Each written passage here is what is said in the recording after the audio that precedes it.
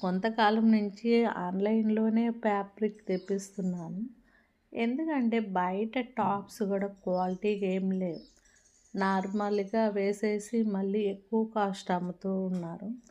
దానికోసం నేనేందంటే మీషోలో ఫ్యాబ్రిక్ పెట్టామంటే టాపు, బాటమ్ రెండిట్లకి కలిపి లో ప్రైజ్ ఒస్తది. ఎట్లాగో మనం స్టిచ్ చేసుకుంటాము గదా! అందుకోసంగా నేనేందంటే ఈరోజు white and blue colour order చేశా. ఈ రెండిట్ల కాంబినేషను చాలా అంటే చాలా బాగుంది.